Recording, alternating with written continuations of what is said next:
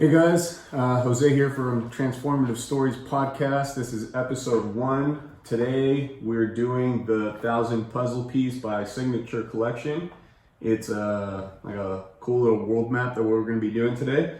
So hope you guys can join in on the story that we have. We have my brother here, and Alejandro is going to be sharing a story of something that happened a couple years back. Thank you guys for tuning in, and Alejandro, go ahead and take it away. We'll be doing this puzzle as well, so you guys can just be kind of listening in. And I know puzzles might not be the most exciting thing, but hope that you can take something away from the conversation.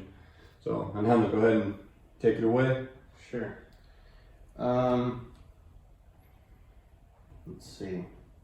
Okay, so yeah, start.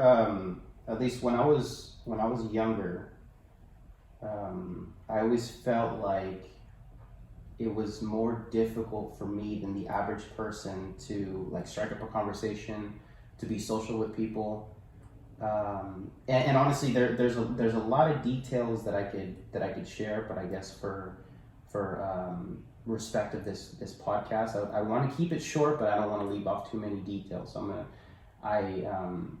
I want to explain just enough for the viewer, or at least, for you, for people to be able to understand what it is that I'm trying to say. And I guess for me to start it off, I'd have to actually explain what I feel like I had, or at least from the research that I've done over the years. Yeah. I would want to label it as a particular condition, as social anxiety. And I mean, you and I have talked about this, and I know that you've had your fair share of panic attacks, and so you have an idea, a personal idea of what it feels like to have like this immense amount of fear that just kind of. Sometimes it could appear out of nowhere. Sometimes it could be triggered by something. Right. And just over the years, I would go up to people, or maybe like first day of school, going to the doctor, going to the dentist, meeting new people, stuff like that. Yeah. It felt like there was like this brick wall in front of me.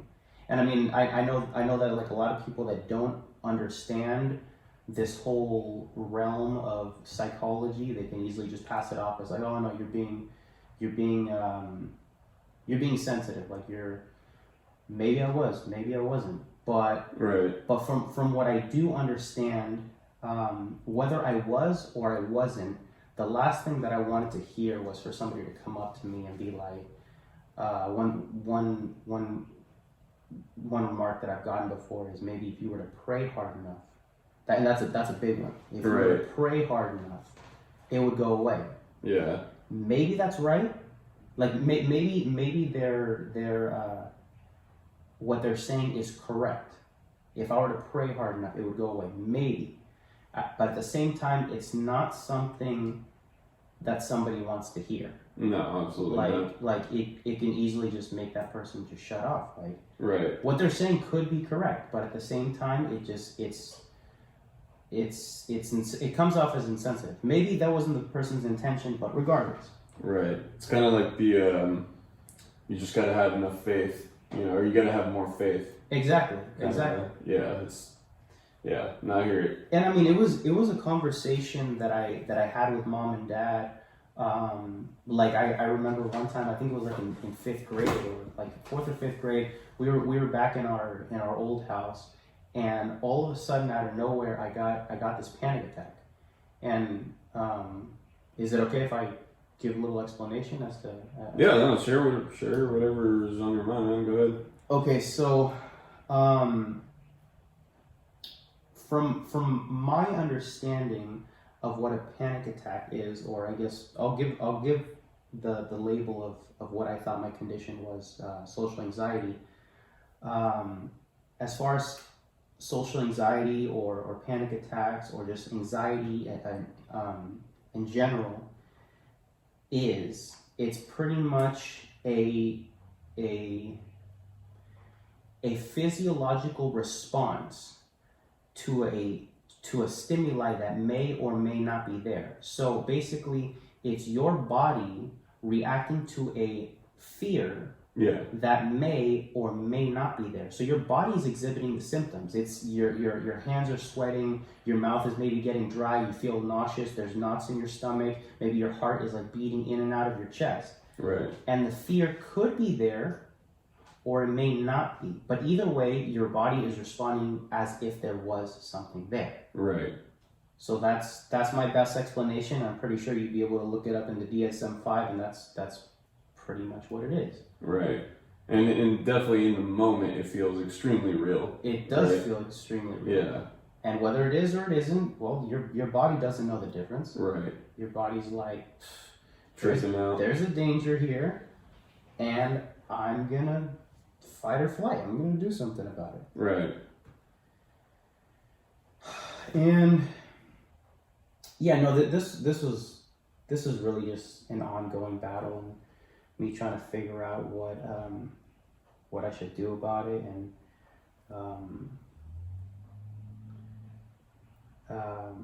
I know that like one really big help was my this friend I had.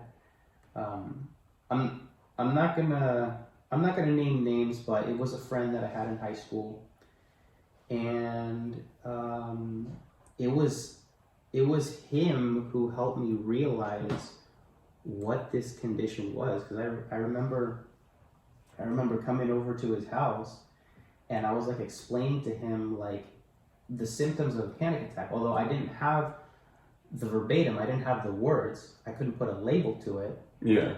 I'm just explaining, hey, this is what's going on. Like, all of a sudden, just out of nowhere, I'll get like my vision is enhanced. Like everything looks closer up than it usually is.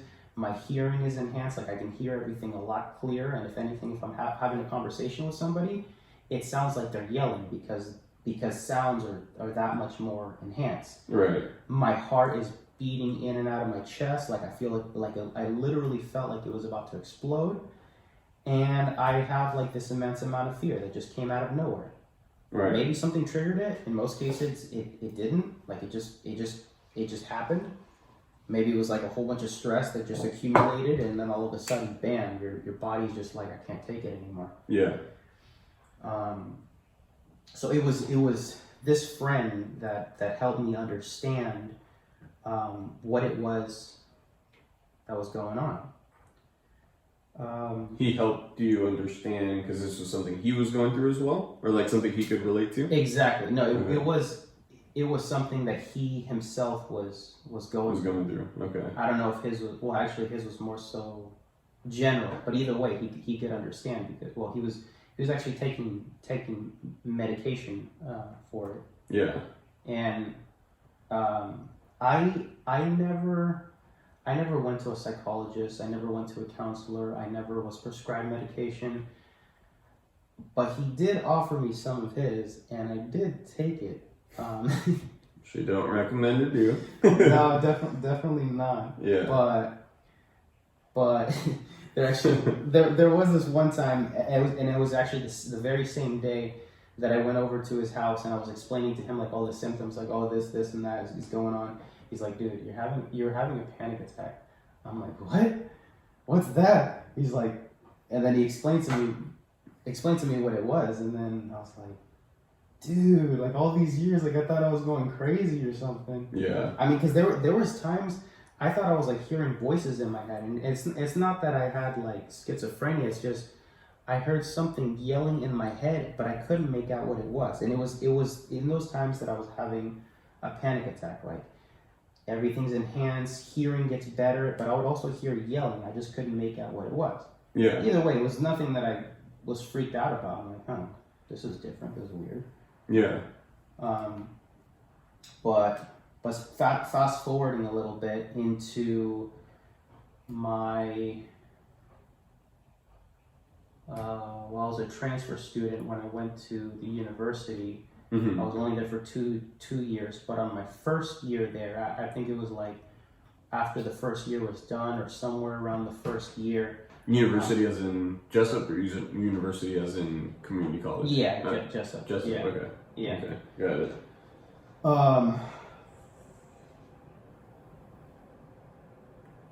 What was it?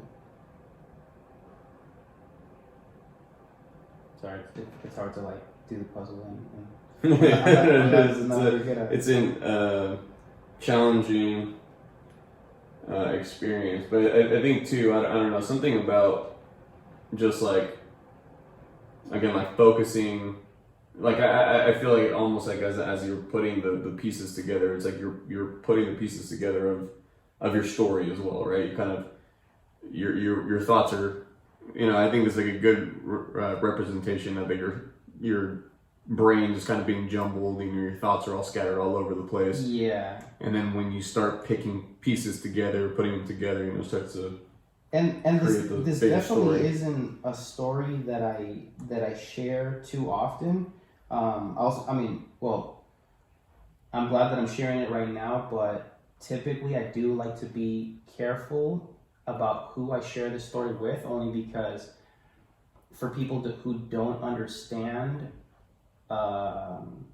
like what social anxiety is, like they won't fully, you can't fully understand what this is unless you yourself have gone through it, or somebody who has gone through it. So that's kind of why I'm sometimes a little hasty to share it. Right. But for those who do understand exactly what I'm talking about, well, then you can relate. Right. But anyways, yeah, just fast forwarding into first year into Jessup as a transfer. Yeah. I was only there for 2 years. I remember it was like after a night of worship, like I had a couple friends over, and we were just worshiping in the living room. Yeah. And living room at your house. yeah. Yeah. Again, I just didn't want to name drop. But, Yeah. That's fine. But yeah, so we're praying it up, and then I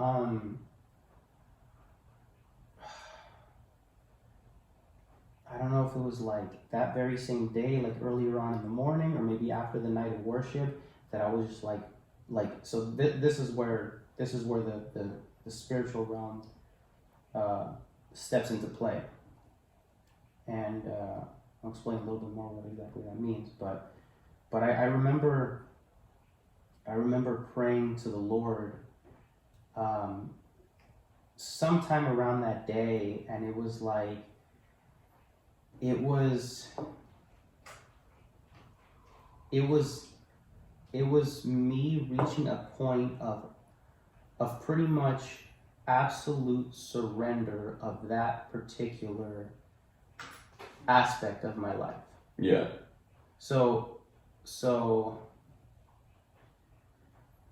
typically, like from what I understand, like in order for God to get rid of a particular sin that you're having in your life, or I guess in this case we could sort of label it as a sin, only because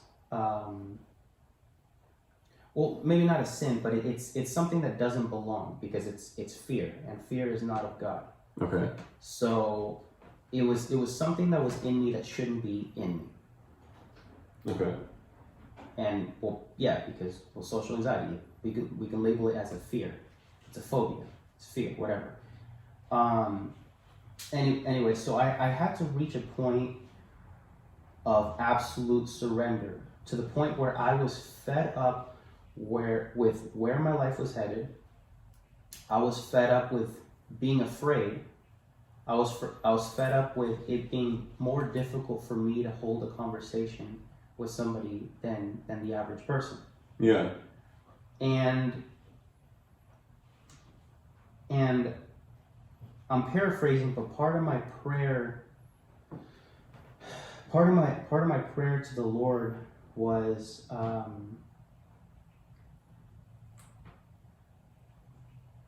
that this is my particular struggle.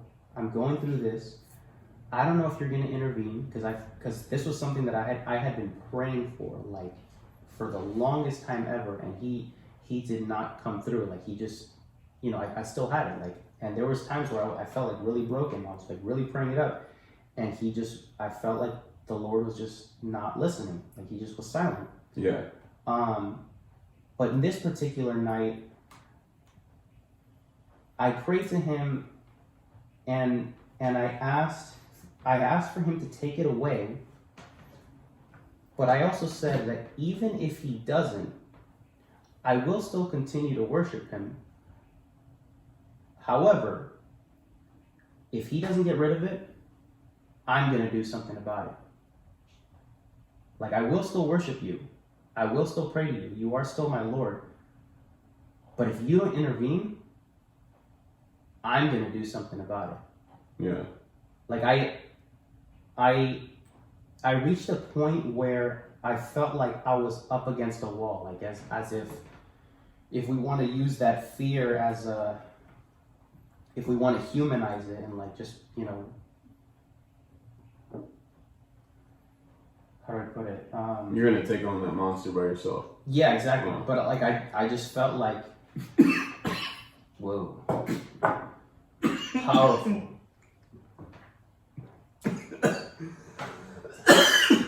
That was a monster. And Ron, go ahead. Went down the wrong pipe, and that happens. And I'm not gonna take that out because this is good footage. All right, keep going. Gotta keep it candid. Wow, that was beautiful. Dang. And that's what happens when you inhale as you take a sip of tea. All right, keep going. Just the conversation was getting that good. So. Yeah, this is good footage, so go for it. Whew. We're back. But yeah, no, I was just, you could almost say I was angry, but I wasn't. It's not that I was angry at God. It's that I was angry at this thing. Yeah. So I literally just felt like I was pinned up against the wall, and there was no other direction for me to go. Like, I'm already up against the wall. Like, I can't go any further back. Right. And that's when I mean, it was almost like a fight or flight type thing. And in this case, it was fight, because I've been put up against this wall for such a long time that I finally got fed up with it. Right. And I had to use anger and frustration as a tool to overcome this. But again, not an anger towards God. It was an anger towards something that wasn't supposed to be in me in the first place. Right. So this all was happening throughout that day. The very next morning, this is when things got a lot more real. I don't know if you have any experience taking, like, prescription medication. Do you? No. Nothing? No, I mean, not like, and for, like, psychological stuff, but I mean, like when I've been sick or, you know, something like that, like something prescribed from the doctor, yeah, but, yeah. I don't know if that's what you're referring to.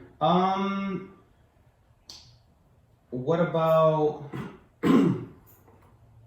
yeah, I guess so. I mean, I was trying to be more specific in the sense of something that helps you with, actually, because you mentioned that you used to get, like, panic attacks and stuff. They didn't prescribe you any medication that you give you? No. I mean, I did, I did seek psychological help. Just because, I mean, similar to what you're saying, is that I reached a point where I felt, first of all, I didn't know what the heck it was, which is probably one of the crappiest feelings. It's like, not only is it bad because you're like, how do I combat this? But it's also, it's like, I can't even put a name to this thing, right? Like, I don't even know what's happening. Right. And so, I mean, I did go seek psychological help, which helped out significantly, which, I mean, I highly recommend to anybody who, you know, can relate to what we're talking about. You know, seeking out help of a professional. But yeah, no, thankfully I never never got put on any medication. It was more of just like my counselor had given me some techniques that I can use when the anxiety attacks happen. Mm-hmm. So yeah. Okay, so actually, to give a little bit more clarification, I am gonna have to backtrack. I know there's people that don't like a whole bunch of like back and forth, but this is the way that I think, so I'm gonna do it anyways. No, that's all right. Yeah. Remember when I mentioned that I went over to my buddy's house and I was talking to him about like the symptoms that I was having, and then he was like, bro, you're having a panic attack. Yeah. That very same day, he did give me some prescription, and I did take it. And like 20-30 minutes in, it kicked in, and I'm just looking at him like, wow, so this is what it feels like to not have anxiety. And I started laughing a little bit just because like I just felt fine. Like it was just like this fear just was washed away, and I was like, huh, well this is different. Like it felt good. I felt like I could just strike up a conversation with anybody, just, you know. So that same feeling I had the very next morning after praying. Yeah. After the worship night. After the worship night, and after just being completely broken and I guess we could say repentive. Like I was repentive of that feeling, or repentive of that aspect that shouldn't be there. Yeah. Like I was fed up with it. I just didn't want it anymore. Yeah. And that's the point where I had to reach in order for it to be finally taken away. So I woke up the very next morning, and I honestly felt like I Alright guys, sorry about that. My phone is weird and it just kind of cut off after like 22 minutes, so switched over to my brother's phone and we're going to pick up right where we left off, so Alejandro, go ahead. will do. Gotta get my bearings right. Remember where I was. Okay, so yeah, I left off at just waking up the very next morning with this immense amount of, I guess, just confidence. Like confidence, peace, joy. Like I knew right then and there that it was the presence of the Lord, because like I said, I hadn't taken any medication, and all of a sudden I just felt fine. I felt better than fine. I felt great. Yeah. But it was the way that I was feeling, like it was just it seemed like it was just all the aspects of God's presence. Like I mean, well you've had the Lord overwhelm you, like you know what his presence feels like. Right. And I mean, this felt the same way, but it also just felt like he just took away something that wasn't intended to be there in the first place. And yeah, it's just it's crazy. It's crazy that it had to get to the point where it did. But I also understood why it needed to get to that point. I was actually having another conversation with our youngest brother. Yeah. With the situation that he's going through right now. Yeah. And I kind of use this story as I guess as a way to create a little bit of middle ground, because he's going through his own situation, but it's similar to my situation in the sense that if you're trying to get rid of a particular aspect that's in your life that's not supposed to be there, that's not of God, you have to bring yourself to a point of 100% repentance. And I mean, I've had a teacher tell me that the definition of repentance, because it's a word that people usually get turned off by, like people that don't understand what exactly that word means. like, oh, repent or you're going to go to hell, this and that. No, like repentance, literally, it's a military term. It means turn around. It means you're going a certain direction that you shouldn't be going, turn around and head the other way. So in my case, and in a lot of cases, you have to get to that point where you are fed up with where you're headed and you just don't want that anymore. Like you don't.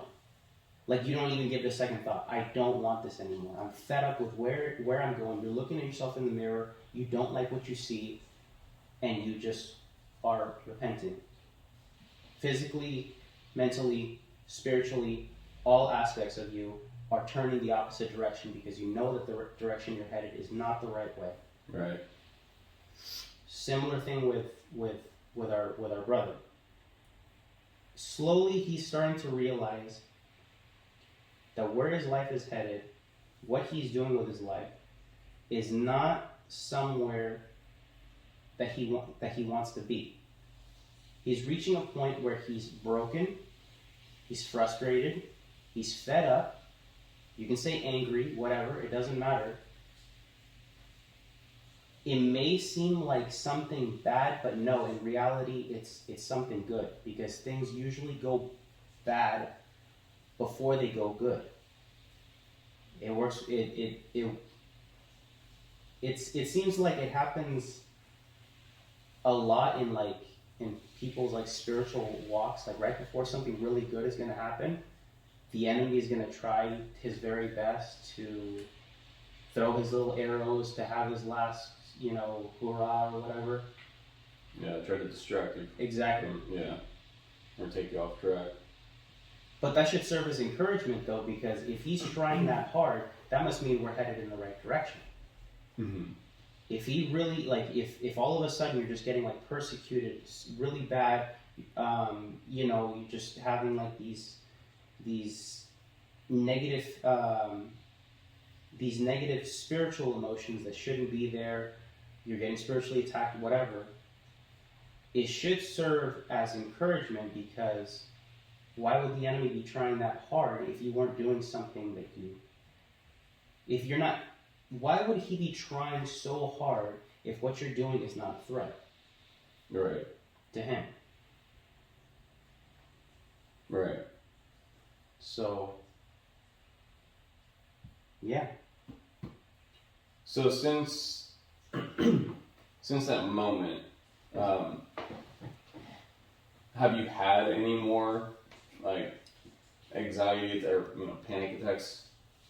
I have, but it's not as frequent as it has been, and even if I do get it, it doesn't even really faze me. I feel the symptoms. Yeah. But then I almost have to laugh a little bit, oh really? This is coming back again? Yeah. I've already been through this before. It doesn't even faze me anymore. Right. Or and even if I, because there have been times where I actually have allowed it to faze me, but then I almost have to beat myself up a little bit because I've already been through it before. I've already overcome it. If it's coming back, it's not even a big deal anymore. I've already overcome it before. This is just, it doesn't even matter anymore. It has no power over me because I've already beat it before. I can do it again. Right. So, Which yeah. is a whole different mentality. Exactly. From when you used to go through that. Yeah. Exactly. So, yeah, it has happened before, but now I know where to go. Right. So this time I do Not have... to your friend's prescription drugs. No. This, yeah. So what, I guess if you could kind of bring it all back, because obviously the whole thing about anxiety, depression, panic attacks, all that stuff. They're connected. What kind of, I guess, encouragement or challenge could you leave to people who could relate to, what you're talking about, because I mean, again, for me, hearing your story for the first time, I've shared with you one part of my story as well with, battles and everything, so I could definitely relate to, a lot of the things that you're saying, but to other viewers as well, especially for people that haven't even sought out help, right? That this is something that they're going through, as they're hearing your story, they're kind of like, dude, that's me, right? What kind of message do you have for them? Well, actually, right now I was remembering. I think a while back you were like mentioning to me the churches, like some of the churches in China, and like how they intentionally will seek out pain. I don't know if you remember telling me that. Not really. Like, intentionally seek out pain. How? Like intentionally. Dang, was it you that was mentioning it? Just that, like, they're not afraid of pain. They're not afraid of persecution. They're not afraid of being uncomfortable. Like the Christian churches in China, like basically to not to like speak down on anybody, but I kind of feel like at least here in the U.S. we've gotten a little too comfortable, and we've gotten a little too afraid of feeling uncomfortable, and we've gotten afraid of being afraid. Right. We run away from it. We like to choose the easy way. Exactly. And it's, I mean, also, I think just kind of being careful with that, like, it's not a, everybody in the U.S. is like this kind of thing. Right. But it's just like... Definitely not.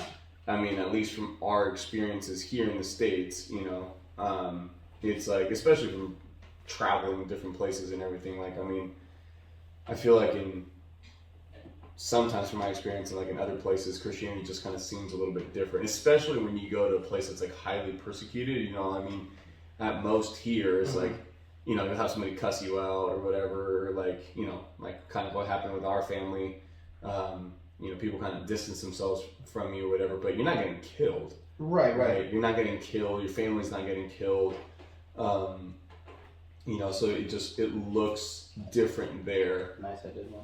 And I don't know. I just I think about like what would happen to a lot of Christians here, in the States, if somebody held a gun to your head and said, I'm gonna kill you unless you, turn away from your beliefs or whatever. Or like how, like, I mean, I feel like a lot of the things that keep us quiet as Christians is just kind of embarrassment. Oh, what's that person going to think? Or I don't want to ruin my friendship with them, kind of keep like the Christianity has just become like just a title that you, right. Just, it's a cool thing to do, right? Oh, I'm a Christian. Well, what does that mean? Oh, I pray a prayer, right? Yeah. Versus others, in some other countries that are like highly persecuted, it's like you making a commitment to follow Christ is literally like a death wish, right? You're essentially saying like, I know I'm going to lose people, including family. People are going to push me away, but I know this is the right way. This is what I want to do, and I'm making this commitment, right? But yeah. Anyways. To answer the question that you asked me earlier, just to basically summarize everything or take away from what I said, if there's anything, because I know there was like a lot of back and forth, like whatever. Yeah. Anyways, if there is a takeaway that you should get from this, it's that you shouldn't run away from fear. Like any problem that's going on in your life, it's only a problem if you make it a problem. Like I guess I could even go with like psychological disorders. Like a counselor is only going to be able to help you if it's actually causing you a problem in your life. But if you feel like you're able to go through your life without that psychological disorder bothering you, then you're completely fine. But again, in summation, to not be running away from fear. If anything, to be pursuing it. Like it has no power over you if it doesn't have any power over you. Like if it doesn't faze you, then where's its power? So if anything, be using that fear as a beacon. Be using it as almost like a warning signal. Like whether you're going through social anxiety or general anxiety or just fear or stress or whatever. Yeah. Any negative emotions, negative feelings that are in you that should not be in you. Use those as a beacon. Use those as a warning signal. So if you're feeling that way, that should be your body's response. To me, I take it as that's my body telling me that I need to pray more. That's my spiritual body telling me that I need to pray more, that I'm spiritually weak. So, you and I, we like to stay physically fit. We go to the gym. Just as many hours as you're putting into the gym weekly, you should be putting at least just as much in your spiritual walk, on your spiritual muscles. Right. You're doing bench press on the machine. You should be doing your spiritual bench presses. You're doing your curls right in front of the mirror. You should be doing your spiritual curls with your Bible. Right. All the gym bros are like, amen, brother.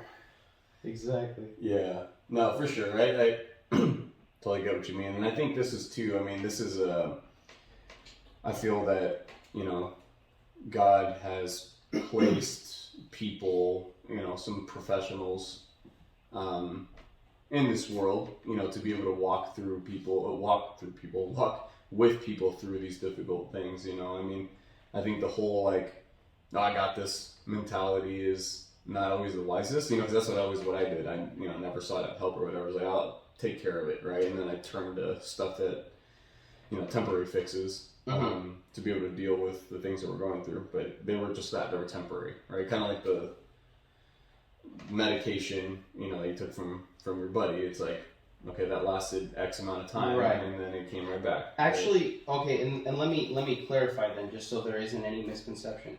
I'm not against people taking prescription medication.